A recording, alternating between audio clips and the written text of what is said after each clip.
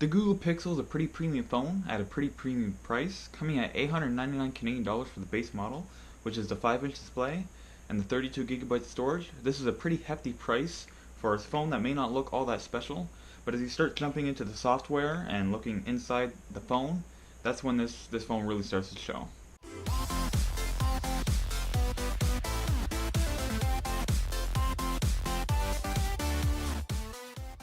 So I've had this phone for about 3 weeks now, and I'm really loving this phone and it has not let me down yet. So today I'm going to be going over what I like about the phone, what I dislike about the phone, and some features that are a little overhyped and stuff that Google could have definitely done better. So looking at the phone, we've got our standard screen we've got here. It's a 5-inch display. This is just a normal Pixel, and this is the 32 gigabyte Quite Black edition. So it's all black around. We've got our glass panel in the back here. There's just nothing at the bottom here, and this is really different coming from a lot of different phones. Every phone has had something at the bottom here, whether it be a button or the logo. So Google having nothing down here is just a little bit weird, but maybe we'll see Google start to push things that way, and we'll probably start seeing that on other phones. But another thing that Google has changed with design on phones is this glass panel right here. Now this glass panel makes this phone pretty unique in looks, and I personally like the design that Google's pushing here. I like the little glass screen here because, one, it does improve Wi-Fi and networking and NFC and Bluetooth, so that's a big plus on that. And two, just gives it a nice look. I mean, nice glass. It would be nice to see them do an entire glass panel on the back, but I know why they didn't is because it is a little too fragile, and just think if you were to drop it, then that much glass is just gonna go badly like we've seen on previous iPhones. So we have this nice solid aluminum design all around the phone. We have a slight wedge shape, so it's going to be smaller at this side of the device here, and it's going to be a little bit thicker on the top here, and that's to eliminate that camera bump and give it a little bit more room inside the phone. So I really like Google's little touch there that they did with removing the camera bump. And we also have a 3.5mm headphone jack, which is something we didn't see on the iPhone 7 this year. So good thing that Google brought it in, and I can definitely use headphones with this phone here. And I know we are going into Bluetooth headphones now, but we're still into the switch in the technology side of things. We're still switching from wired to Bluetooth, so it is good to see a headphone jack on phones still. Now, jumping right into the software here and some hardware stuff we got on the phone, we've got this really fast fingerprint sensor on the back here. It's just a sensor, there's no button on the back, it's just this lightning fast sensor that works real well. Powered by the Snapdragon 821, this phone runs super quick. This is the smoothest Android experience you will come across ever. I mean, this operating system and the phone's specs here, they just run so smooth. Boom, boom, you flip through your apps, you open something, Twitter opens real fast right there, boom. It's loading a little slow because of my internet's, but the Google Maps opens real fast. Swipe up, I want to check Amazon, boom, app opens up so fast. You want to get to a recent app, or the app that you had open before, opens so fast.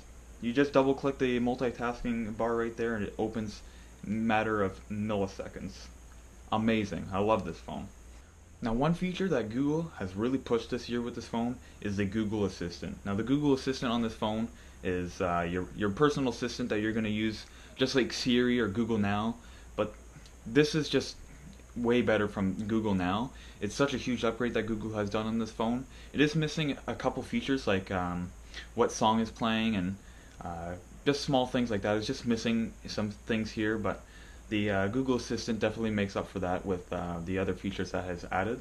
So you can just go, okay Google, tell me a joke. What do cats eat for breakfast? Mice Krispies. There you go. You can also go, okay Google, add milk to my shopping list. Okay, I've added milk to your shopping list. You got your shopping 10. list here? Wake me up at 7 tomorrow morning. There, your alarm's set for tomorrow at 7 a.m.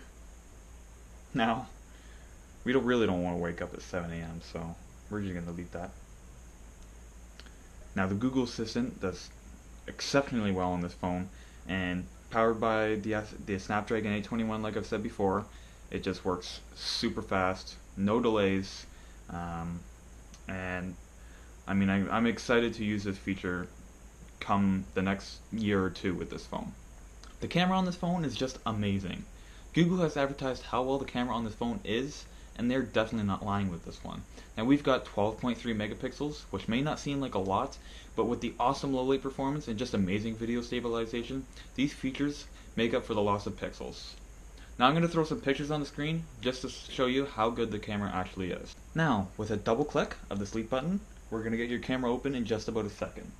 Now once you start taking pictures with this phone, there's definitely no turning back. Now these photos are going to leave you speechless coming from a phone.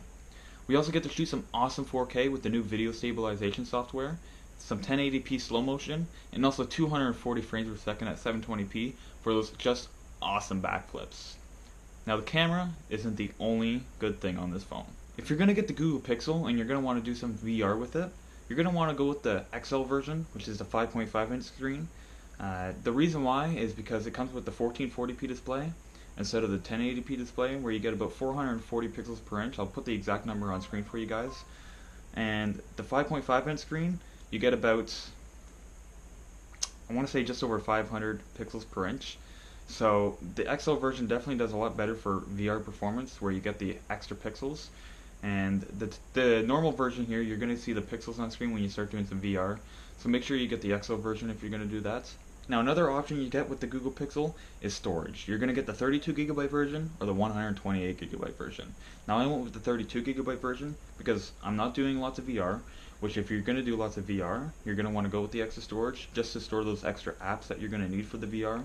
And another reason why I went the 32GB version is because all my photos and videos all get uploaded to Google Photos all for free at 4K and the full 12.3 megapixel without compression, all for free onto the Google Photos app. That's all included with the Google Pixel. So that does definitely eliminate some space on your phone. But if you don't have data and stuff that are a lot of data that you can use, you're going to want to keep them on the local storage, because when you upload them to the cloud, you then need to stream them or download them onto your phone to view them again. So if you want to keep all your photos locally, you're going to want to also offer the 128GB storage, since this phone does not include expandable storage, which is not a good feature to see on an Android phone. It would have been nice to see Google opt with expandable storage with the micro SD card slot, but unfortunately this phone doesn't include that. So if you're thinking you're going to use more than 32GB of storage, then definitely go with the 128, because there's no turning back after you get it. So what do I think of the battery on the Pixel? Well, 2770 milliamp hour battery may seem small when you look at the numbers, but in the real world it definitely performs a lot better than you think. So on an average day, about 10 to 11 hours from the morning to about nighttime when I get home and plug it in, I get about 5 hours of screen on time, and when I get back home I'm sitting at around 25% battery, and that's with Bluetooth on, Wi-Fi on, my mobile network on all day, running the entire time. I have 4 emails syncing constantly, and I play games here and there, so running at about half brightness most of the day. I think the battery does really good. So I'm very impressed with the battery on this phone, definitely better than the Samsung Galaxy S5 that I used to have, and hopefully the battery will last me the complete 1.5 to 2 years that I'm going to have this phone for. So again, the battery life does really good, and I'm very impressed with the battery on this phone. Now I've gone over some things that I like about this phone, and now I'm going to go tell you guys some things that I don't like about the phone. Now one thing I don't like about the phone is this screen actually scratches real easy. Now I've got a nice deep scratch on the screen already, and it's just from putting it in and out of my pocket.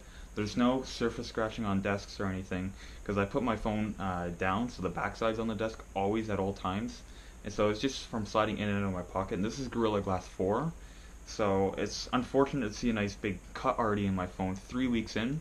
So I'm wondering what I'm going to see come a year down the road. I wonder if the scratches are just going to keep showing up, and unfortunately, I just find it's very lots of scratches get on the screen. Now another feature I don't like is the speaker. It's not a big fuss to me because I don't use the speaker that often on this phone, but it is a single speaker. Now this is a speaker and the other one's a mic. There's no two speaker combination here. It's just the one speaker. It is pretty loud, but it's not the best. There's definitely lots of other smartphones out there that have a way better speaker. So if that's what you're looking for in a smartphone, then this is probably not the phone for you. The speaker's not the greatest, so. And then also with the speaker, once you put like a finger over it, which is very easy to do when you're holding your phone like this, it's very easy to get a little bit of your hand on the speaker. It becomes very muffled and you can't really hear it very well, so it's not that great of a speaker placement. The only reason why they went with the speaker on the bottom is because of the VR headset. If it was at the front, then the headset would kind of cover the speaker, which is not very good on their own Daydream headset paired with their own phone. So I can see why they did the speaker on the bottom. Now another feature I don't like, on top of the micro SD card expansion slot that I also previously noted, is these bands that go across. There's a band here on the bottom. There's one on the side here, the one on the top, and the one on the other side. Just these little bands. Now they've gone complete Apple with these things, which is also an HTC design, but I'm not really liking the bands. I'm sure they definitely have a purpose there, but I'm also sure that they could have gone without these bands. We've got this nice glass screen for all the wireless stuff, so I'm not exactly sure what they're for, but if they definitely have a solid purpose, then I mean, it's definitely not a thing we see on all the phones. So I just wish they went without them and just went with a clean look with the aluminum. So that does it for the features that I don't like about this phone. I've only had it for about 3 weeks now, so I'm still coming across stuff on this phone that I'm not really liking as I progress with the phone. But also every day I'm learning new things that are really exciting to do with this phone. So there's also that nice twist with it. So definitely way better things with this phone than there is negative things for me, which I really enjoy. And there's also the updates that you get regularly from Google, which is nice to have as there's always new features coming to the phone. So at the end of the day with the Pixel, the phone is definitely amazing. The performance, the camera, the assistant, and the overall feel is pretty good. My rating is about an 8.5 out of 10. It having the scratchy glass, lack of micro SD slot, and the lack of water resistant are some of the key features that are lacking the excess score for me. So if you're looking for a very simple Android phone that runs very fast and without all those extra features that may be unneeded on the Samsung and LG phones, this is definitely the phone that you want to get.